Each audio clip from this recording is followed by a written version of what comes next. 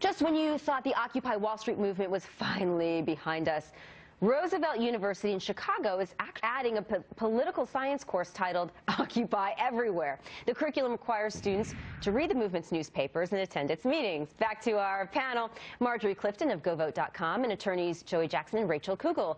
Guys, welcome back. Joey gives a little credibility to this movement. But I think it's a great idea. Look, I think institutions of learning, they're important, but we have to move away from strictly academic, and we have to start teaching people about real life, real experiences, you know, and in doing that, you teach them about history and why people are all riled up and, you know, want to make changes for the future. So I think it's an idea whose time has come. Teach more. But Rachel, doesn't it give credibility to a movement that was highly controversial? And maybe that's why it's historical, but there was a lot of people, let's be honest, we're just using this as an excuse. I'm all for studying it. I think, you know, maybe we can actually get to the bottom of what the Occupy Wall Street people really wanted, because that was always something that was kind of hard to figure out. I think the irony of it is didn't the Occupy Wall Street people say that we should walk out of college courses and protest student loans and how much college costs? I mean, pretty much it's only the 1%ers that can afford these college tuitions these days. Marjorie, it's always good to have a dialogue about these things. Current events, right? That's always been a course.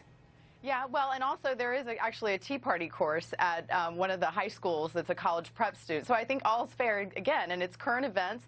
It's a way for people to actually get involved, and I think that better learning happens when you're actually out in the field doing what works, what doesn't, and, you know, it's all about social movement, and that's really what Occupy is about. I'd be curious to see the curriculum in that course, you know, to see if they actually do their own Occupy. Field trip. Right, there you go. Got to be ready to camp. Got to be ready to camp. Yeah, bring your supplies. Well, Facebook founder, you know, talking about the 1% here, Mark Zuckerberg won't be friending the IRS anytime soon. As a result of the upcoming IPO, Zuckerberg will have to pay $2 billion in taxes.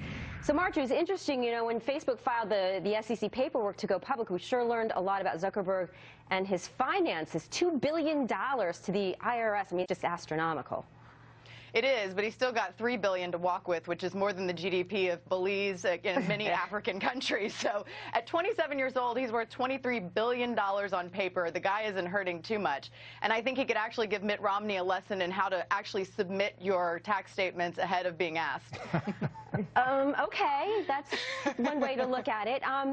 So, Rachel, what do you think about this $2 billion? You know, we talk about deficit reduction and all, you know, higher tax. First of all, you know, good problem to have. First of all, it's not something I will ever complain about if I have to pay $2 billion in taxes. Number one, and number two is that the reality is, you know, she mentioned Mitt Romney. What the real strategy is going to be here is he's going to sell enough shares to pay to cover that tax. Yeah. Then, when he continues to make capital gains in the future on whatever's left over, he gets at that 15% that Mitt Romney's at. So this is actually the Mitt Romney strategy in effect. But doesn't it? So what do you think Zuckerberg's, if he ever went public, on his thoughts for the Buffett rule? You know, tax the wealthy more. I think that if he ever went public with everything, he'd be able to pay off the debt of this country and many others. It's a phenomenal thing that he has all that money. But ultimately, it couldn't come at a better time. I mean, you know, we're a government starving for money, and right now they're taking $2 billion. California's getting $500 million, Lori. That's outrageous. A lot of taxes let's to just pay. hope he's got something like 56% control with the deal once it goes public. I mean,